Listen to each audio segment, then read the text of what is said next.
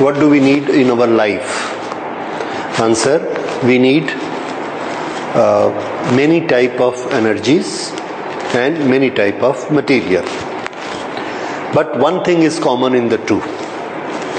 दोनों हमको चाहिए, एनर्जी चाहिए हीट के फॉर्म में, लाइट के फॉर्म में, और मटेरियल चाहिए, पानी चाहिए, हवा चाहिए, ये सब चाहिए. लेकिन एक प्रोसेस जो कि हमें कंपल्सरली चाहिए, and that process is storage.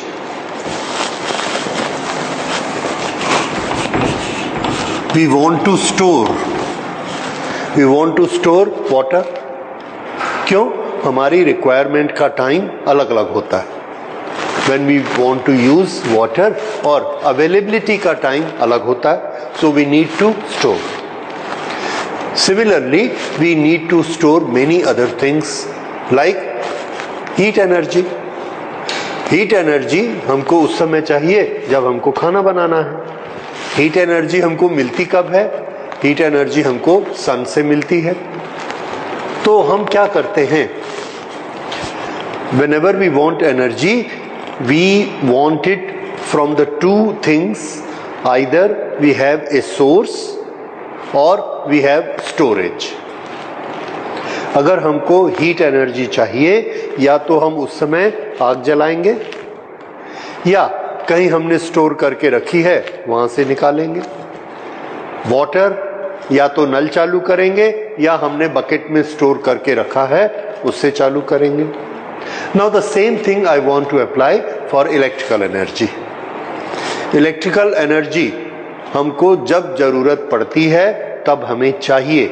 जैसे हमको लाइट जलानी है दिन में या रात में? रात में.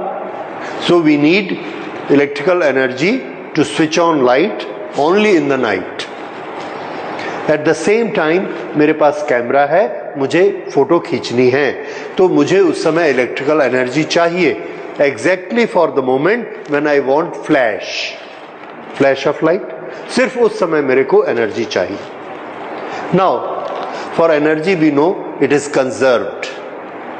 Means we can only change the forms, we cannot create it. तो हमको उस एनर्जी को ऐसे रखना चाहिए. That energy should be in our store so that whenever we want it, we should get it immediately.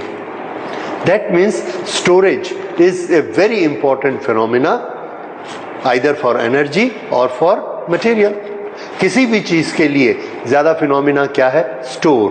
अगर हमारे पास स्टोरेज नहीं है तो हम उस ऑब्जेक्ट को, उस एनर्जी को यूज नहीं कर सकते. जब भी हम यूज करने जाएंगे, स्विच ऑन करेंगे, लाइट है ही नहीं, लाइट बल्ब नहीं चलेगा, because we don't have energy in storage. तो हम बैटरी निकालते हैं, बैटरी से कनेक्ट करते हैं, लाइट आ जाती है. What do we say? We had energy in our storage, and what was that form? Battery. Okay, so that means storage phenomena is very important, because at any point of time we may not get the energy from source.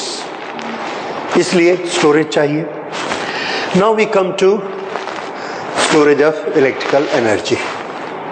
हम electrical energy को create नहीं कर सकते, किसी भी energy को हम create नहीं कर सकते और ना ही डिस्ट्रॉय कर सकते हैं. What we can do? We can only transfer its form. That means energy बहुत सारे फॉर्म्स में होती है. अच्छा, एनर्जी के कई फॉर्म, एनर्जी जो हमको मिलती है कहाँ से मिलती है? आंसर है नेचर से मिलती है. तो बेसिकली नेचर ने हमारे लिए बहुत सारे पैक बनाए हुए हैं, स्टोरेज पैक्स. उसमें उन्होंने एनर्जी पैक की हुई है. उन पैक्स को देख के, उन पैकिंग को देख के हमने उस एनर्जी के नॉमेनक्लेचर कर दिए. जैसे न्यूक्लियस में जो एनर्जी है उसका नाम न्यूक्लियर एनर्जी. केमिकल रिएक्शंस होते हैं उसमें एनर्जी निकलती है, उसका नाम हमने क्या रख दिया? Chemical energy. इसी तरह से अलग अलग फॉर्मेट हमने एनर्जी के बनाए, और उसमें एक फॉर्मेट जो हम पढ़ रहे हैं वो है electrical energy. How electrical energy work? The answer is, if there is a body The electricity is based on electrons, charge of electrons. If there is a body, it has no net charge, I give it charge. For giving the charge, I have to bring the charges, and against repulsion, I have to do the work. Every time I am doing my energy, I am using my energy to do this work and to put charge in it. After some time, I get this body is charged. But my energy is consumed. According to law, my energy is transferred somewhere. Where it is transferred? Where I have worked.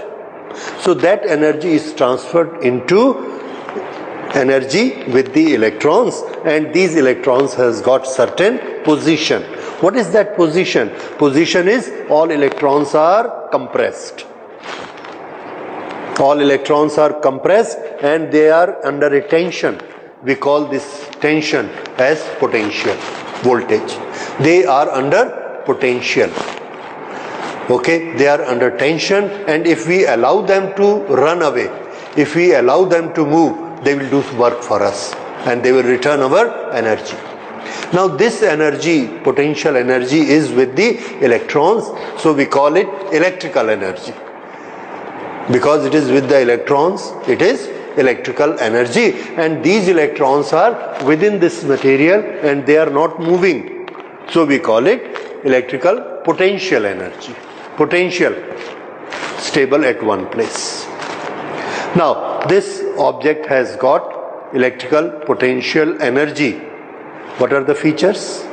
There are charges. Now in place of electrons, we will use the word charge. There are charges which are compressed in a body. That means there is energy, and because of this is due to electrons, so we call it electrical energy. This is electrical potential energy. Is there any electrical kinetic energy? Yes. When we allow these charges to move, this is high potential 100, this earth is 0 potential, we put a conductor here, in the conductor we put a bulb and switch it on, electrons will run. When the electrons are running, they strike the bulb coil and it lights up. When the electrons are running, they are released. If they are released, they don't have potential energy. Then what type of energy they have? Because they are running, that energy is kinetic energy. So electric current has kinetic energy. Okay, we are not distinguishing that. What we are concerned here is electrical potential energy. Electrical potential energy is stored in a conductor, and this is a wonderful phenomena. Wonderful phenomena means what? We can store energy. So far we used to store grain, आटा, दाल, चावल हम store करके रखते थे, ठीक है, और हम पानी स्टोर करके रखते थे. हवा हमको हमेशा मिलती है, we don't need to store it. पर अभी तक हम एनर्जी स्टोर नहीं कर पाए थे. सन निकलता है तो लाइट दिखती थी, और नहीं है तो नहीं है. Then when we need light, when we need all electrically required things, we had two basis of that. Number one, generate it, उसी समय बनाइए इलेक्ट्रिसिटी को. Number two, take it from the storage. ये दोनों चीजें हमें चाहिए. उसी समय इलेक्ट्रिसिटी बनाने के लिए हमको क्या चाहिए? जनरेटर. जैसे अभी इलेक्ट्रिसिटी बोर्ड का जनरेटर चल रहा था और यहाँ लाइट आ रही थी, जनरेटर बंद हो गया, लाइट बंद हो गई. अब ये लाइट कहां से आई? Storage. So we need storage of energy. Okay, अब अभी तक हमने ये भी देखा कि एनर्जी स्टोर करने का हमारे पास एक बड़ा अच्छा तरीका है. क्या है? चार्जेस को कंप्रेस करके रख लो. क्या और कोई तरीके भी हैं? आंसर है हमारे पास और कोई तरीका नहीं है. लेकिन एक चीज आप लोग देखते हैं, सेल या बैटरी. सेल या बैटरी से हम इलेक्ट्रिकल करंट फ्लो कराते हैं, and that is our source of electric current. That is our source of electric charge. But remember, that is our source, not the storage. उसके अंदर जो energy होती है वो एनर्जी इलेक्ट्रिकल एनर्जी नहीं है। कौन सी है? Chemical energy. That is chemical energy. And when a reaction takes place, the energy comes out and convert in the form of electrical energy. So it is that machine. Similarly, we can have a dynamo at home. हमारी कारों में, हमारे scooters में dynamo लगे हुए हैं। जब भी हमको इलेक्ट्रिसिटी चाहिए, we run that either with our muscular power or we run it with petrol engine. So when we run a dynamo, we run a generator, we generate electricity, we get electrical energy. So a dynamo and a battery, these are what? Sources of electrical energy. They are not storage of electrical energy. What is store of an electrical energy? Very simple. Any conductor is a store of electrical energy, because using some other energy we are putting charges into it, and the charges are compressed, and that potential energy is basically electrically potential energy. Whenever we want it back, we will make a circuit from higher potential to lower potential. The current will flow and do the work whatever it wants. That we will see in the subsequent chapters. What are the work which can be done by this electrical energy? Okay. So now we come to the conclusion that electricity can be stored. अभी तक जो method हमने देखे कि electricity generation के लिए हमारे पास battery में स्टोरेज है। ये जो बैटरी का स्टोरेज है बेसिकली केमिकल एनर्जी है, and this is given to us by nature. ये भगवान ने हमको दी हुई है, और उस एनर्जी को हम लोग किस में कन्वर्ट कर लेते? इलेक्ट्रिसिटी। एक मटेरियल में चार्ज को डालना, this process can be done by nature as well as this can be done by mankind. ये काम नेचर भी हमारे लिए कर सकता है। जब बादल आपस में टकराते हैं तो चार्जेस पैदा होते हैं, और वो चार्जेस क्लाउड में फिल्ड अप हो जाते हैं, बहुत सारी एनर्जी उसमें आ जाती है। That energy conversion to electricity is done by nature. हम भी कर सकते हैं ऐसे। मैग्नेटिक इफेक्ट से हम पढ़ेंगे, दूसरे इफेक्ट से पढ़ेंगे, केमिकल रिएक्शन से पढ़ेंगे, ऐसे करके, और कुछ नहीं तो एक रॉड को ऐसा रब कर करके उसके चार्जेस हम भर सकते हैं। We can store charge like that. Okay, कहीं से लाके किसी भी मटेरियल में चार्ज भर सकते हैं। That will B electrical energy. क्यों करना चाहते हैं हम? ये तो हम पहले ही डिस्कस कर चुके हैं। हम इसलिए स्टोर करना चाहते हैं कि जब हमको जरूरत पड़े, whenever there is a time of need, we will get the energy, right? ये एनर्जी जो हमको मिलती है, ये एनर्जी जब हम चाहें, जितनी चाहें हमको मिलनी चाहिए। जैसे एम्बुलेंस में हम एक हार्ट पेशेंट को ले जा रहे हैं, उसको हार्ट अटैक हो गया है और उसका हार्ट रास्ते में बंद हो गया। अगर उस हार्ट को हमने तुरंत स्टार्ट नहीं किया, then after a few minutes the person will die. बहुत जरूरी है कि हम उसके हार्ट को तुरंत स्टार्ट करें। हार्ट को तुरंत स्टार्ट करने के लिए क्या होता है? आपका स्कूटर बंद होता है, आप उसको रोकते हो, उतरते हो, एक किक मारते हो, स्टार्ट करते हो, फिर आगे बढ़ा लेते हो। That kicking start the vibrations. हम हार्ट को भी वाइब्रेट करना चाहते हैं, पर हार्ट होता कहाँ है? हार्ट हमारी पसलियों के अंदर होता है, रिब्स के अंदर, काफी दूर होता है, and we need to press it. तो आप लोगों ने फर्स्ट एड ट्रेनिंग में पढ़ा होगा, रिसरेक्शन करते हैं, या तो मुंह से हवा दे सकते हैं, नहीं तो ऊपर से डॉक्टर उसको ऐसे प्रेस करते, पर वो बहुत ज्यादा प्रेशर लगता है। We can do this pressure mechanically. Mechanical pressure करने के लिए हमने उसके ऊपर एक पिस्टन मोटर रखी, मोटर और piston, you can say hammer. वो हैमर इलेक्ट्रिकली ऑपरेटेड होती है, और उस हैमर का फोर्स, ये फोर्स डिपेंड करता है कि हम इसको कितनी करंट देते हैं, कितनी एनर्जी देते हैं। कौन सी energy? Electrical, because it's a motor. ये इलेक्ट्रिकल एनर्जी हम उसको देना चाहते हैं, और वी वांट इट कि ये 2 मिली सेकेंड में 25 एम्पियर करंट इसको मिल जानी चाहिए, इतनी हाई करंट। और ये इतने जोर से मारेगी यहां पर कि हार्ट तक ऐसे दबेगा, फिर उठेगा, फिर दबेगा, फिर उठेगा, हो सकता है स्टार्ट हो जाएगा फिर से। That is known as fibrillation, fibrillators ये यूज किए जाते हैं। So what do we need in that? We need lot of electrical energy in 2 millisecond, very small time and very large electrical energy. कहां से लाएंगे? Batteries इतनी current नहीं दे सकती। क्यों इतनी करंट नहीं दे सकती हैं? क्योंकि उनके अंदर रेसिस्टेंस होता है बैटरीज के अंदर, तो वो इतनी ज्यादा करंट इतने कम टाइम में हमको नहीं दे सकती, इतने सारे चार्ज।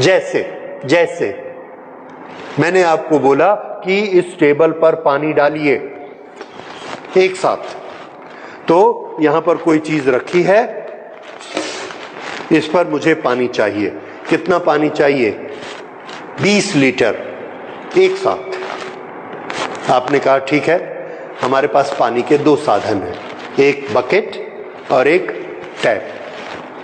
टैप हमारे ऊपर वाले टैंक से जुड़ा है, उस टैंक में 1000 लीटर पानी है, हमको कितना चाहिए? 25। हमने टैप खोल दिया, हर 1 सेकंड में 1 लीटर पानी आ रहा है, पर हमारा काम नहीं हो रहा है। क्यों? क्योंकि हमको 1 सेकंड में कितना चाहिए? 25 लीटर। और टैप से कितना आता है? 1 लीटर। क्यों नहीं आता 25 लीटर? क्योंकि पाइप का अपना एक साइज है, पतला सा पाइप है, उसमें रेसिस्टेंस है। तो पानी जो है उस इंटरनल रेसिस्टेंस के कारण वो वाटर करंट स्लो हो जाएगी and it has a limitation. और उस लिमिटेशन के कारण वो पानी ऐसा धीरे धीरे गिरता रहेगा, बहता रहेगा, ये पूरा का पूरा एक साथ गीला नहीं होगा, दबेगा नहीं। हमको तो 25 लीटर एक साथ चाहिए। तो क्या करते? हम एक बकेट लेके आते हैं, उस बकेट में पानी भर लेते हैं, 30 लीटर की बकेट है। फिर उस बकेट को उठाया, पलट दिया, विद इन 1 मिली सेकेंड इसके ऊपर 30 लीटर पानी गिर गया, हमारा काम हो गया। अब बताइए, ये बकेट का पानी आया कहां से था? वो ऊपर वाले टैंक से, सोर्स वही है, लेकिन यहां पर हमारा टेम्परेरी स्टोरेज हमने किस में किया? बकेट में। So that storage is very important. वो स्टोरेज हमारे काम में नहीं आ रहा है क्योंकि उसके पास इंटरनल रेसिस्टेंस है, it can not give us the charge. ये जो चीज है bucket, that is capacitor. Capacitor को में हम चार्ज को स्टोर कर देते हैं, उसकी एक कैपेसिटी होती है, up to its capacity we store the charge. और जब हमको ये चार्ज चाहिए तो पूरा का पूरा चार्ज धड़ से हमको मिल जाता है। क्यों? क्योंकि उसमें इंटरनल रेसिस्टेंस नहीं होता। और ये चीज आप बहुत जगह यूज करते हैं। एक मैंने आपको डिफिब्रिलेटर बताया हार्ट के लिए, वैसे ही एक और चीज हम डेली यूज कर रहे हैं and that is flash of our camera. कैमरे को जो करंट चाहिए 25 एम्पियर इन 1 मिली सेकेंड, जिस समय हम शटर दबाते उस समय उसको उतनी हाई करंट चाहिए, और वो हाई करंट कैमरे की बैटरी नहीं दे सकती। क्यों? जैसे ही वो करंट देती है उसकी वायर का रेसिस्टेंस बीच में आएगा, और उस रेसिस्टेंस के कारण वो करंट कभी भी 25 नहीं पहुंचेगी। 1 2 1 2 3 बस, और हमारा शटर वापस। तो वो कभी भी उस लाइट को नहीं जला सकता। तो हम क्या करते हैं? बकेट लेके आते हैं, और यहां पर बकेट को नाम हमने क्या रखा? कैपेसिटर। तो अब हम चार्ज किससे लेंगे? कैपेसिटर से। कैपेसिटर को बोला कि यहां चार्ज चाहिए, स्विच ऑन किया, उसने पूरा का पूरा 30 चार्ज एक बार में धड़ से दे दिया। फ्लैश ऐसी जली, दोबारा फ्लैश जलाओ, नहीं जलेगी। क्यों? बकेट खाली हो गई। उसके बाद क्या करेंगे हम? वो जो बैटरी ऊपर लगी है उससे चार्ज धीरे धीरे इसमें भरते जाएंगे, जब तक वो चार्ज भरेगा नहीं आपके कैमरे में एक रेड लाइट जलती है। What does it show? कि फ्लैश चालू नहीं होगी। वेट करते ना अगले फोटो के लिए, कि जब वो हो जाता है तब अगली फोटो हम ले सकते हैं, क्योंकि फिर से स्टोरेज हमारा भर जाएगा। So there is a storage of charge and we call that storage capacitor. और उसके 2 यूज आपने देखे। कैपेसिटर में हम एक तो चार्ज को स्टोर करके रख सकते, number 1. Number 2, whenever we need the charge, we can get it in a very high quantity and at an instant. ठीक है, ये दो चीजें याद रहेंगी आपको. ओके, नोट कर लीजिए. Capacitor is a device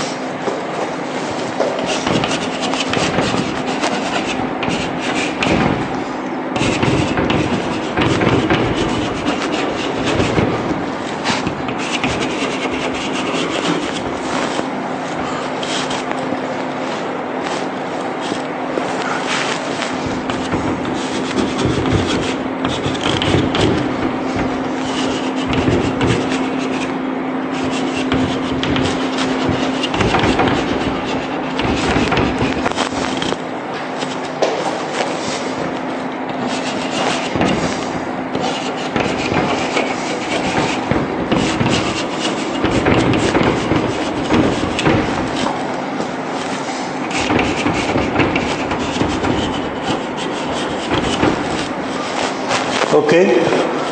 Capacitor is a device in which electrical energy is stored in the form of compressed charges and it can be received back at a very fast pace. We call it discharge. That is a capacitor. Now, basically what it is? Answer, it's a conductor. Very simple conductor. We have a conductor.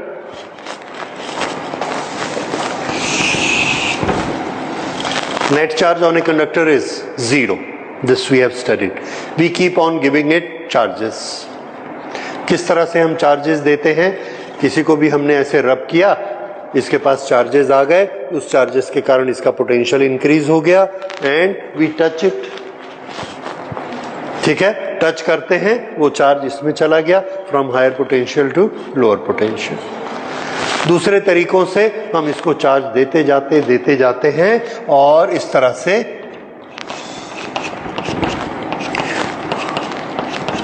ये charge इसके पास आ गया, compress कर करके हमने भर दिया. अब इसके पास चार्ज आ गया, हमको कैसे पता चलेगा? हमको तो आंख से चार्ज दिखता नहीं. हाउ डू वी नो कि इसके पास चार्ज है? Answer, it's potential will increase. याद रखिए, जब भी हम किसी बॉडी को चार्ज देते हैं उसका पोटेंशियल इंक्रीज हो जाता है. How do we know that potential is increased? हाथ लगा के देख लो भाई, करंट मारता है. That means we connected with a zero potential body. Earth is zero potential, उससे हमने इसको ऐसे कनेक्ट किया. कनेक्ट करने से क्या होगा? The current will flow from higher to lower. अगर करंट फ्लो नहीं होगी तो हमको करंट नहीं लगेगी. That means it is at the same potential, zero potential, there is no charge in it. और अगर हमको करंट लगी, that means it is at a higher potential. और हायर पोटेंशियल कोई चीज कब पहुंचती है? जब उसके पास क्या होता है? चार्ज. समझ आया? इस तरह से ये बहुत आसान है पता लगाना कि कोई चीज चार्ज है या नहीं है. हमको करंट मत लगे, इसकी सेफ्टी के लिए हम एक रेसिस्टेंस लगाते हैं और टेस्टर बना लेते हैं. तो हमने अपने हाथ में टेस्टर लिया, ऐसा लगाया, अगर उसमें से करंट फ्लो होगी तो उसका बल्ब जलेगा. हमको क्या पता लगेगा कि वो बॉडी कैसी है? चार्ज्ड बॉडी है. तो अगर हमारे प्लग में 2 पिन होते हैं, आई आस्क यू टू सी कि इन दोनों में से कौन सा टर्मिनल चार्ज्ड है, तो आप क्या करोगे? इसमें टेस्टर, इसमें टेस्टर. तो पता लग गया कि ये वाला कैसा है? चार्ज. और इसमें कोई चार्ज नहीं है, we say it is neutral. इसलिए न्यूट्रल और चार्ज, चार्ज को हम लाइव भी कहेंगे. We will study that. Okay, so whenever we give charge to a body, what is the indicator? Its potential will rise. Potential will rise. हमारे पास कांच का ग्लास है, ये इतना बड़ा, उसके अंदर पानी है, कैसे पता? आंख से दिखता है। आप क्या कैरेक्टरिस्टिक देखते हैं कि उसके पास पानी है, कम है कि ज्यादा है? आंसर है हम उसकी हाइट देखते हैं, पानी की हाइट। जैसे जैसे बढ़ती जाएगी वी विल से इसके पास चार्ज ज्यादा है। ये जो हाइट है, ये हाइट इलेक्ट्रिसिटी में पोटेंशियल होता है, potential. So if the potential increase the charge increase.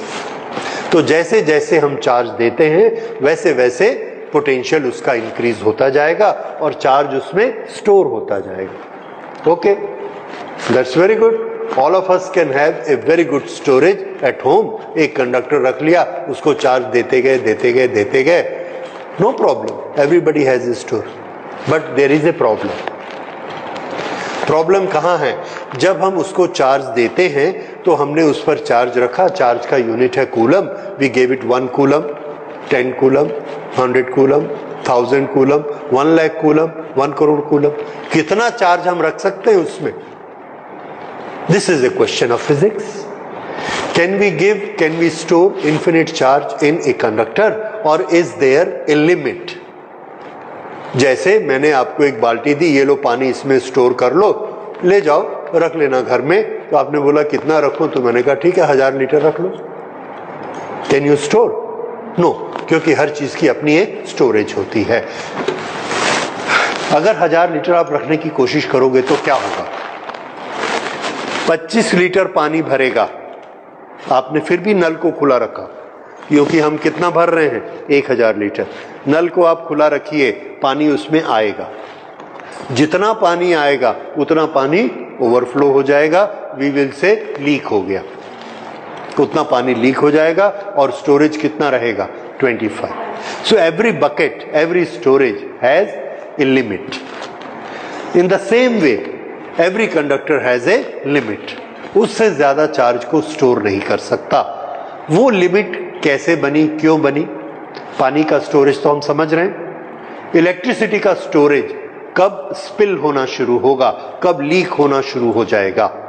तो इसका प्रोसेस समझिए कि हम किसी भी कंडक्टर को कितना चार्ज दे सकते हैं, कब तक चार्ज दे सकते हैं। We go on giving it charge. ये चार्ज एक दूसरे को रिपेल करते हैं, रिपेल करके कहां चले जाते हैं? आउटर सरफेस पे। ये इसको रिपेल कर रहा है, ये और इधर क्यों नहीं जाता? जाता है कि नहीं? नहीं जाता, सरफेस पे रुका है। जितनी भी भीड़ हो जाएगी सरफेस पे रुकेगा, इधर नहीं जाएगा। क्यों नहीं जाएगा? क्योंकि यहां पर कौन है? Air, and air is a bad conductor. Air is a bad conductor. उसका अपना एक न्यूक्लियस है, प्लस माइनस, और इन दोनों के बीच में इतना फोर्स है कि ये वाला माइनस इस प्लस के पास नहीं आता, ठीक है? और ये इसको छोड़ता नहीं है। अगर ये छोड़ता नहीं है तो ये प्लस जाएगा कहां? इसको जाने को कोई जगह नहीं है, इसको कोई अट्रैक्ट नहीं करता। ये न्यूट्रलाइज नहीं होता क्योंकि इसको कोई इलेक्ट्रॉन नहीं मिलता, क्योंकि एयर अपना इलेक्ट्रॉन नहीं छोड़ती, और एयर अपना इलेक्ट्रॉन नहीं छोड़ती, इस प्रॉपर्टी को हम क्या कहते हैं? Air is a insulator. Insulator अपना इलेक्ट्रॉन नहीं छोड़ते, तो air is a insulator. Air is a dielectric, वो अपने इलेक्ट्रॉन को नहीं छोड़ती, और इसके चारों तरफ ऐसे एयर है। ये फंस गए, इसलिए ये एक चार्ज और आ गया, इन्होंने उसको एकोमोडेट किया, एकोमोडेट किया, एकोमोडेट किया। और अगर चार्ज को एकोमोडेट करेंगे तो क्या चीज इसकी बढ़ेगी? पोटेंशियल। क्या बढ़ेगा? पोटेंशियल। इसका पोटेंशियल बढ़ते जा रहा है। तो पोटेंशियल जब यहां बढ़ेगा, यहां चार्जेस बढ़ेंगे, तो इसके चारों तरफ का इलेक्ट्रिक फील्ड भी बढ़ेगा। इलेक्ट्रिक फील्ड किसके बराबर होता है? Electric field is dV by dr। अगर वोल्टेज बढ़ रही है तो इलेक्ट्रिक फील्ड बढ़ रहा है। Electric field is equal to, अगर Q बढ़ रहा है तो इलेक्ट्रिक फील्ड बढ़ रहा है। इलेक्ट्रिक फील्ड बढ़ने से क्या होगा? अगर इसका इलेक्ट्रिक फील्ड अगर इंक्रीज होगा then there will be a larger force on this electron. यहां पर जो इलेक्ट्रॉन है एयर का, इस पर फोर्स कैसा लगना शुरू होगा? मोर। पहले इस पर ये एक फोर्स लगा रहा था, अब ये दोनों मिलकर फोर्स लगाते हैं और हमने चार्ज दे दिया, ये तीनों नजदीक नजदीक, तीनों मिलकर इसको खींचते हैं। So we go on increasing the force by increasing the charge, by increasing the potential.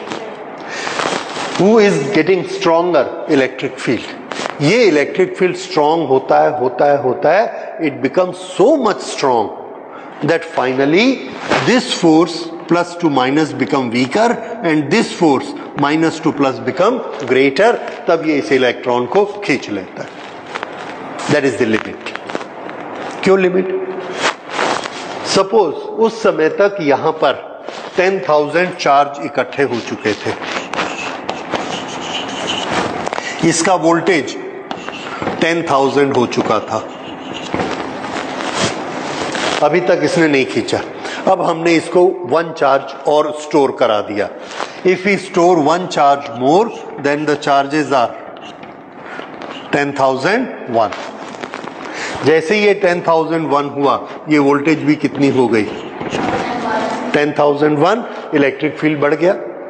जैसे ये इलेक्ट्रिक फील्ड बढ़ता है, इट बिकम सो लार्ज कि ये एक इलेक्ट्रॉन को खींच लेता है।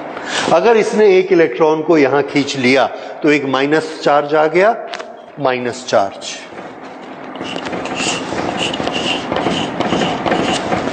चार्ज कितना हो गया फिर से?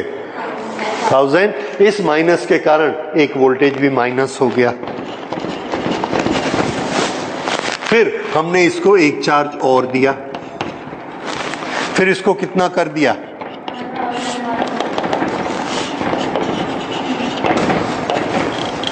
फिर से वही प्रोसेस हुई, अब इसके साथ हुई, ये इलेक्ट्रॉन खिंचा गया, तो ये फिर कितना हो गया? जब इसका इलेक्ट्रॉन इधर पुश हो गया तो इसके पास पहले नेट चार्ज क्या था? 0। जब इसका इलेक्ट्रॉन चला गया तो इसके पास नेट चार्ज क्या हो गया? प्लस। कितना हो गया? प्लस। इसका इलेक्ट्रॉन चला गया तो इसके पास भी क्या हो गया? अब क्या हो रहा है, हमने यहां से एक प्लस डाला, देखा इसके पास अभी भी कितना है? 10,000, और हमको यहां पर एक प्लस दिख रहा है बाहर। फिर हमने एक और डाला, फिर हमने क्या देखा? इसका अभी भी कितना है? 10,000, और प्लस कहां दिख रहा है? बाहर। ये क्या सिचुएशन है? ये सिचुएशन है हमारी बकेट भर गई है, ऊपर से हमने पानी डाला 1 लीटर, वो कहां दिखता है? बकेट में कि बाहर? बाहर। लीक हो गया। ये प्रोसेस यहां भी शुरू हो गई। So the charges leak out after it is full. उस फुल को हम क्या कहेंगे? उसको फुल को हम कहेंगे, ये वाली प्रोसेस जब शुरू होती है, और इस प्रोसेस को हम क्या कहते हैं?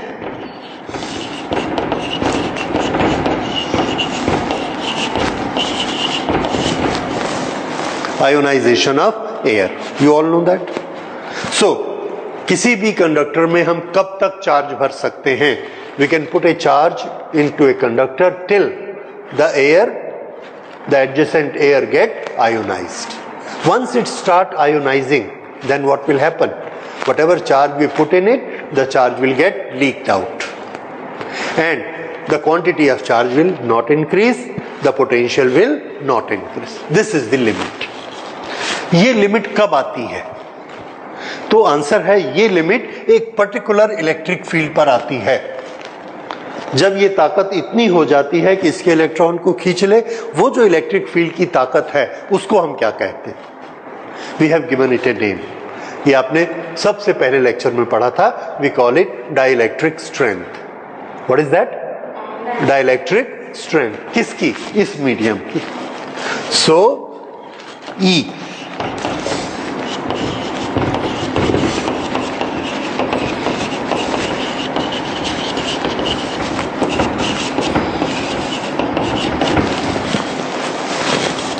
ओके, डाइलेक्ट्रिक स्ट्रेंथ आई, उसके बाद क्या हो गया? Insulation breakdown. उसके बाद क्या हो गया? Charge leak.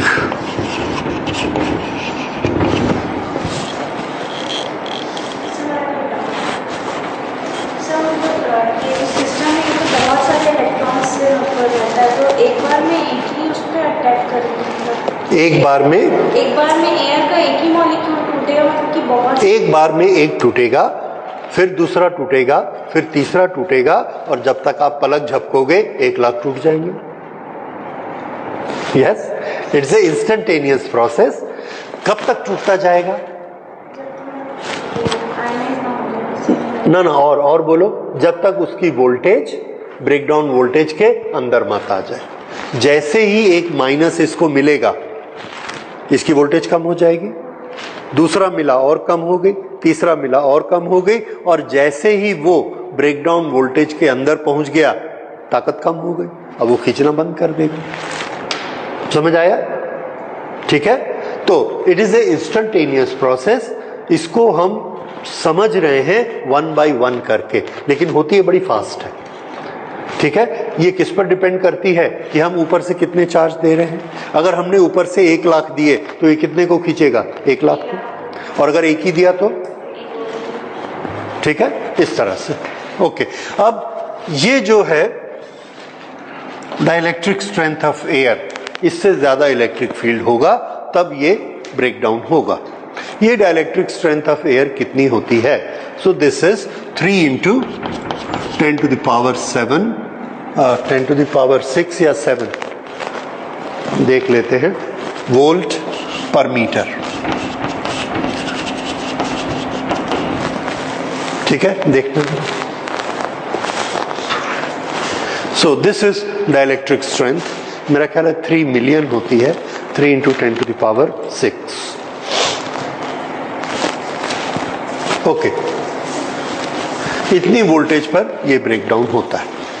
अब एक छोटा सा डाउट आप सोच सकते हैं, अगर हम एयर की जगह एक ऐसी चीज लगा दें जो 3 की जगह 6 × 10⁻⁷ तक जाएगी, तो क्या हम ज्यादा चार्ज भर सकते हैं? आंसर इज यस, क्योंकि जब उतना चार्ज आएगा तो वो आयोनाइज नहीं होगी, टूटेगी नहीं, इंतजार करेगी, 4 तक जाने देगी, 5 तक जाने देगी, तो और चार्ज भर जाएगा। समझ आ रहा है? तो इसलिए अगर हम उसके आसपास का इंसुलेशन बदल दें, मीडियम बदल दें, तो उसका आयोनाइजेशन बढ़ जाएगा, चार्ज उसका बढ़ जाएगा, सॉरी आयोनाइजेशन नहीं, चार्ज इंक्रीज हो जाएगा। राइट?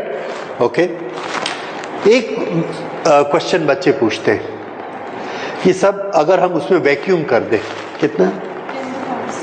6। ओके, इसको करेक्ट करिए, this is not 7, this is 10⁻⁶ volt पर मीटर, ये इलेक्ट्रिक फील्ड। हाँ, तो इसमें क्वेश्चन ये पूछते हैं कि अगर हम वैक्यूम कर दें, एयर है ही नहीं, तो फिर क्या होगा? ये एक हाइपोथेटिकल है, क्योंकि हम लोग कंप्लीट वैक्यूम कर नहीं सकते, पर अगर करेंगे तो उसको बाहर खींचने के लिए इलेक्ट्रॉन अवेलेबल ही नहीं है। इसका मतलब हम जितना भी चार्ज डालते जाएंगे वो कभी भी लीक नहीं होगा, बाहर से माइनस वो ला ही नहीं पाएगा, क्योंकि माइनस है ही नहीं लाने के लिए। और अगर माइनस लाने के लिए नहीं है तो प्लस उसका इंक्रीज होता जाएगा, जितना हम कर सके उससे ज्यादा नहीं, क्योंकि करने के लिए भी एक प्रॉब्लम है। हम पॉजिटिव कैसे बना सकते हैं? Higher potential to lower potential, इसका पोटेंशियल हाई होगा तो इसको लाएगा। Okay, we have methods for that, हम लोगों ने परसों एक मेथड पढ़ा भी है। तो anyway, then we can increase it to a very very large extent if it is vacuum. Dielectric strength आपको समझ में आ रहा है क्या होता है? We have done it earlier, we are doing it now. It is an electric field at which the insulation of a medium breaks down and it starts conducting. Conducting means ये अपना इलेक्ट्रॉन देना शुरू कर देता है, it converts into ions. Right. So this is the limitation.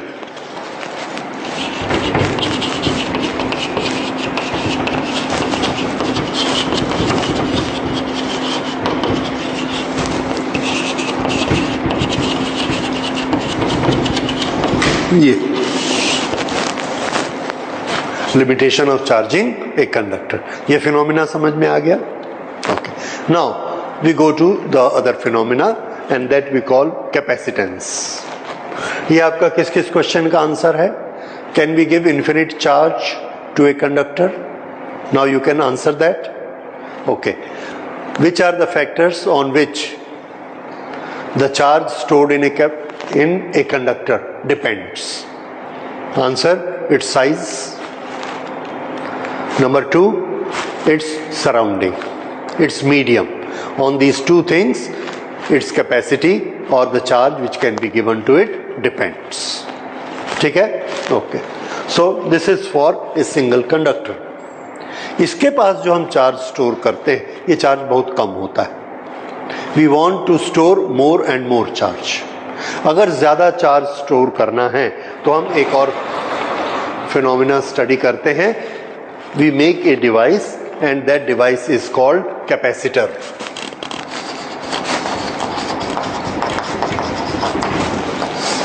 And the principle is capacitance. Principle of capacitance. We have seen that in a conductor, whenever we give charge to it, how do we know the charge is there or more charge is there? Its potential will increase. So the charge given increases potential.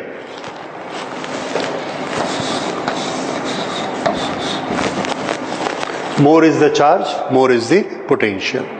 So Q is directly proportionate to V. By mathematics, there has to be a constant. Q is equal to CV, where C is a constant.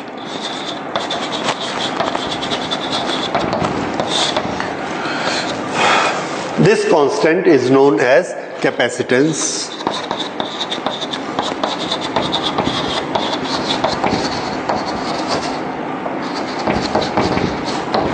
Capacitance of conductor. अब इस capacitance को हम आगे study करते हैं. C is equal to Q upon V.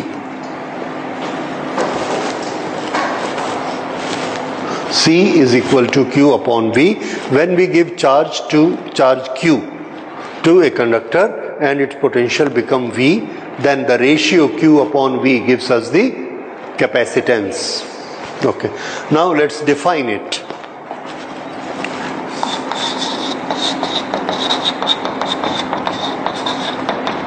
Definition के लिए हम इसको किसी भी एक टर्म में डिफाइन कर सकते हैं, either in term of charge और in term of potential. So we will define it in the term of charge because it is in numerator. Okay, if V is equal to 0, no, if V is equal to 1, then C is equal to Q. Actually ये जो हम V लिख रहे हैं, what is this? This is rise in the potential. So this is not absolute V, this is what? Potential difference. Rise in potential. If rise in potential is 1, then the charge is equal to capacitance. How we frame it in the condition?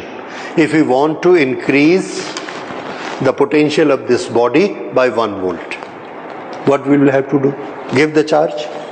We are giving it charge 1 microcoulomb, 2 microcoulomb, 3 microcoulomb, and we are seeing the voltmeter. The voltmeter has increased 1 volt. और तब तक हम इसको कितना charge दे चुके? 4 microcoulomb. कितना दिया? 4. Then what is its capacitance? 4. जितना चार्ज देने से उसका पोटेंशियल 1 इंक्रीज हो जाएगा, that will be known as capacitance of that body. Very simple. बस इसी को हम नोट कर लेते हैं.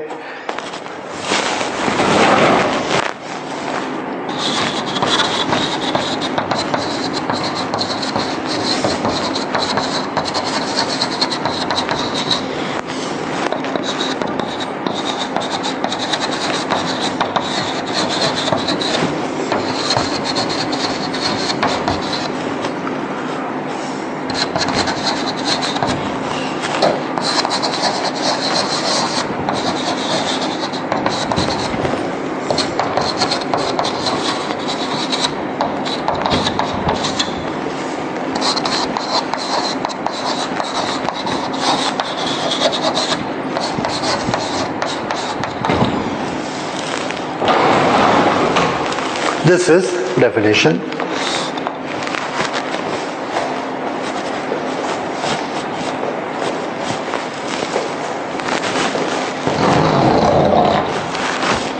ओके, नाउ कैपेसिटेंस किसका होता है?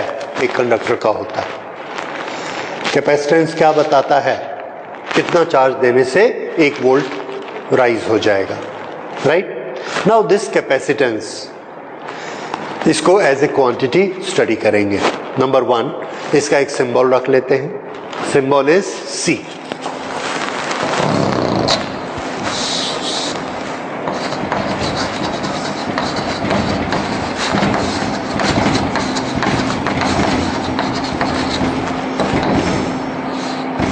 कैपिटल C, ठीक। उसके बाद यूनिट, नहीं, उसके पहले और, whether it is a scalar quantity और ए वेक्टर क्वांटिटी।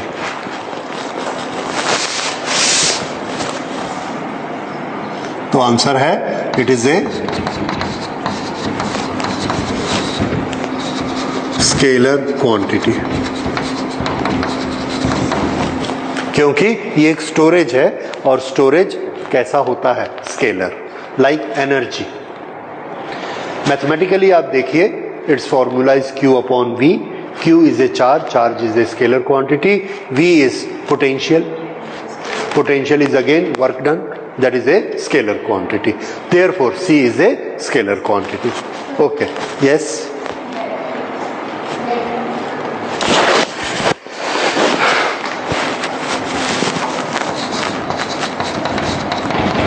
यूनिट, इसका यूनिट होना चाहिए coulomb per volt, but we use it so much कि हमेशा coulomb per volt is difficult for us, so we make a derived unit.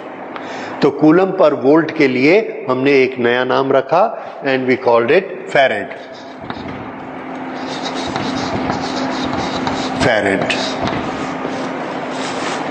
it is on the scientist Faraday. So the unit is farad. Okay, the practical units are small units, that will be microfarad and picofarad. Anyway, first farad. What is 1 farad capacitance?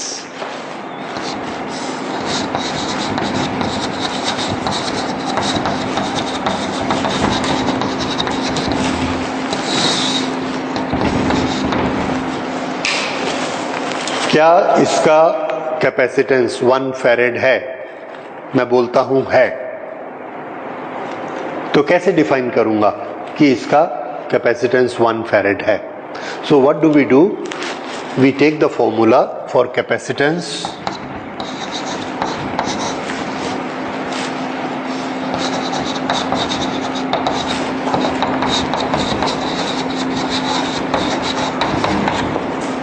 One coulomb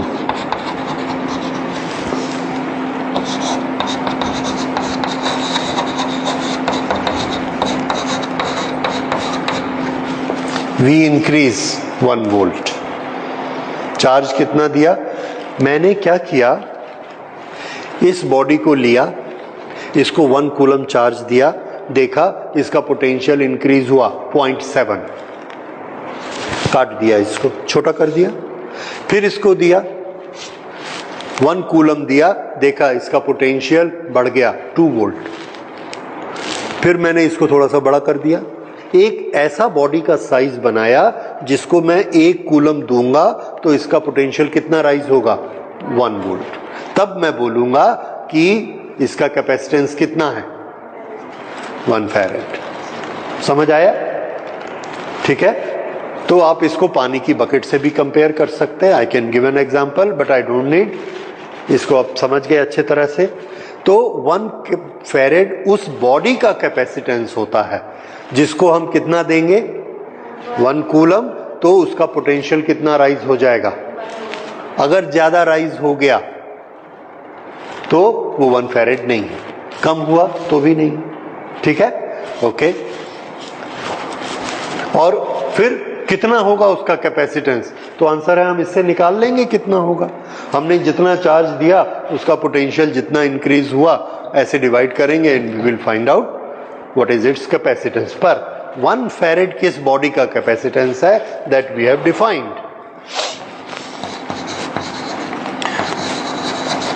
1 farad is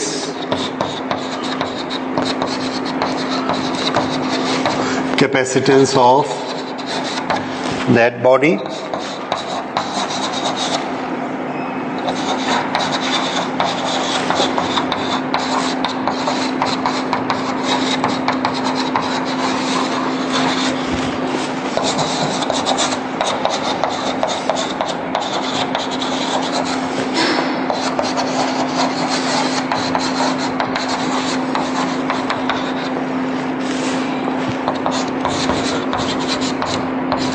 when charge given is 1 coulomb.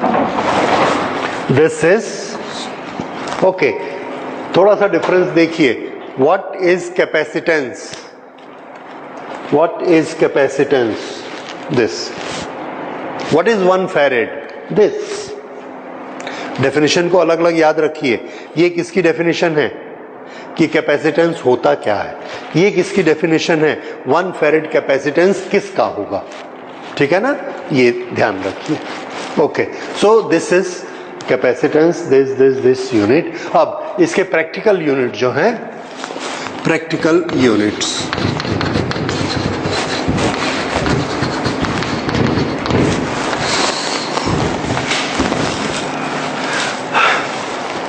we have seen that farad is a very very large unit. 1 farad का metal, 1 farad का conductor हमारे पास नहीं हो सकता, इतना बड़ा होता है 1 फैरेड।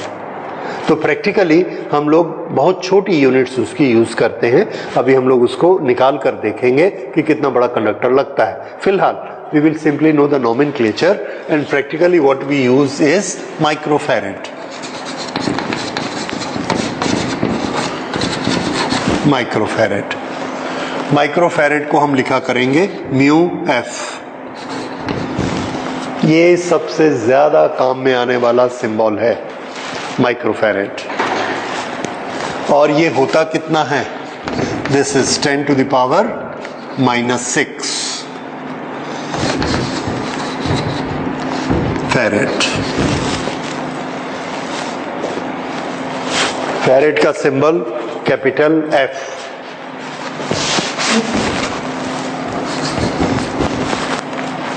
ओके, जब हम इलेक्ट्रॉनिक्स में काम करते हैं तो स्टोरेज और भी छोटे छोटे होते हैं, बहुत छोटे स्टोरेज जो कि 10 to the power -12 की क्वांटिटी में होते हैं। तो उसके लिए हमने एक दूसरा, बार बार हमको उतना 10 to the power लिखने की बजाय हमने एक और छोटा यूनिट बना लिया। जैसे जब हम ज्वेलरी खरीदते हैं तो ग्राम यूज करते हैं, किलोग्राम यूज नहीं करते, और सब्जी खरीदते हैं तो किलोग्राम यूज करते हैं। लेकिन जब ट्रक में कोयला भरवाते हैं तो दोनों यूज नहीं करते, टन यूज करते हैं। इसी तरह से जब हम इलेक्ट्रॉनिक्स में कैपेसिटर यूज करते हैं तो उसकी कैपेसिटी बहुत कम होती है, और that is of the order of 10 to the power -12, and this we will call pico.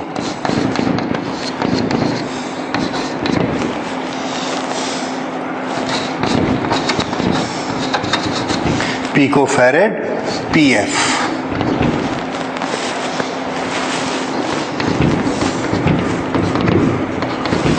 क्या किसी को याद है कि अगर 10 to the power -9 होगा तो क्या बोलेंगे? Very good, nanofarad. पर नैनोफैरेड नहीं होता है, मतलब प्रैक्टिकल नहीं है, क्योंकि इलेक्ट्रॉनिक्स में हम क्या यूज करते हैं 10 to the power -12।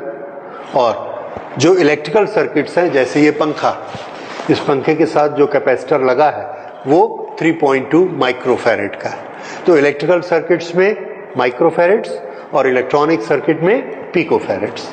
और 10 to the power -9 हमारे काम में नहीं आता practically, so we use this. Okay, तो ये दो हमारे इसके प्रैक्टिकल यूनिट्स हो गए। अब इसके बाद ये हमने देखा इसका capacitance, but this capacitance is very small storage. ये ज़्यादा चार्ज को स्टोर नहीं कर सकता, जितना हमको चाहिए उतनी करंट भी ये फॉर्म नहीं कर सकता। तो हम हमेशा ये चाहते हैं कि हम इलेक्ट्रिसिटी को ज़्यादा से ज़्यादा स्टोर करके रखें। यू कैन से कि ज़्यादा बैटरी खरीद लीजिए, पर बैटरी में कौन सी होती है? Chemical energy. Battery is practically very difficult. क्यों? बैटरी बहुत कॉस्टली होती है, उसमें केमिकल कंज्यूम होते हैं और उसका इंटरनल रेसिस्टेंस होता है, and there is always a limitation of energy stored in it.